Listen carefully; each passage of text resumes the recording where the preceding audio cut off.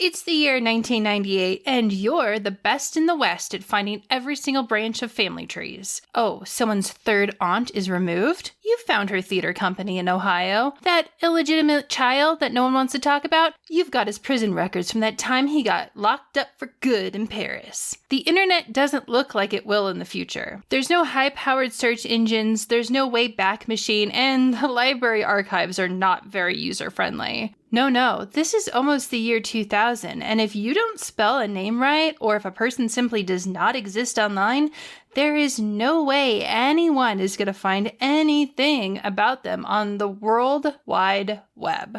So that's where the challenge is. How do you find long-lost relatives in this archaic system? What are the small parts of life that make news for a flash in the pan? Well, as a hereditary sleuth, that's for you to solve. One night, a mysterious stranger comes knocking at the door asking if you've heard the news.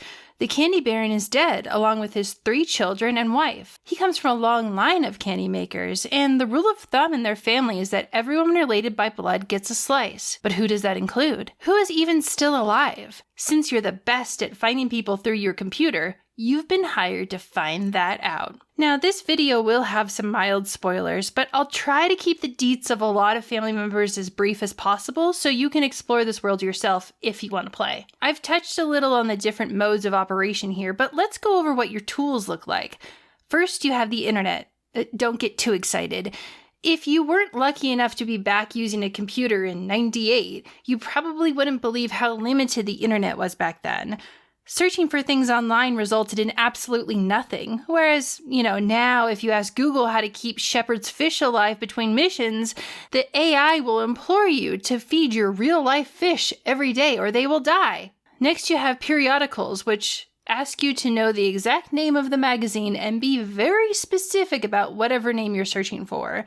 This is the most frustrating tool you have, but one of the most useful, as it will lead to physical evidence to look over. You can't just type in magazine names and hope you strike it rich. Oh no, it's actually best to search online and then use a useful article that will automatically add that periodical to your search list.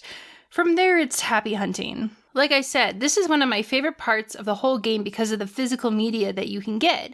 I'm a nerd for magazine ads, and I love the work that went into making all these look era appropriate. Here you can get pictures of various family members and use them to fill in the family tree, but we'll go over that later.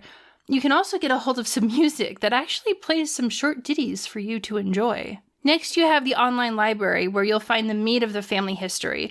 Lots of reading to do here, and information about the Roottrie family, and perhaps even their curse. There's some fun other apps on your computer, like this one to help you put together some images, but the majority of the time you'll be searching the web and looking at magazines.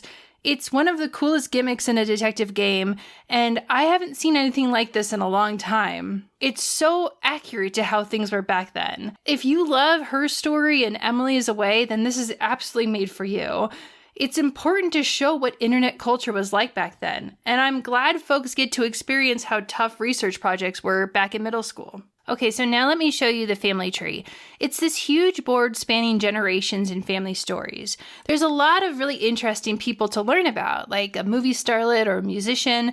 There's fun details about each president of the company and lots of family pictures to sift through. In order to lock in family members, you need their name, picture, and occupation.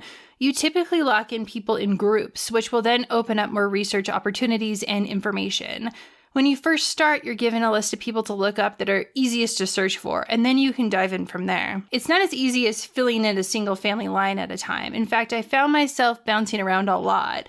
For example, one family member started a band with another, but his career ended up being slightly more successful. So it was easier to look up all of his stuff and his kids before checking out the other family member in his story. There's also some top secret files to uncover at the end of the game, with lots of clues as to what it could be as it progresses. I recommend trying to play this game all in one go, but if you're like me and you want to relax with a game after work, there is a tool that will help you remember some of the details and get you back on the right track. The game has a rubber duck that will help you with a series of clues. The clues go from vague to exactly what you need to do in order to progress. It will help you get out of a bind if you forgot where you are after not playing for a day or two, and the deck will get you back up to speed. I really love games with hint systems like this because it doesn't outright give you the answer right away. Instead, it works towards jogging your memory. Maybe you should do this. Maybe you should check out this article. What do you think about this? But if all else fails, it will tell you exactly what you need to do in order to keep going. So if you love detective games and old technology, you really cannot miss this one. There's enough family intrigue to make you keep going, and the system of finding clues are a lot of fun. You'll find yourself hunched over your computer, tisk-tisking a naughty Roottree while cheering on another that's achieved something awesome. I think you're really gonna love this game.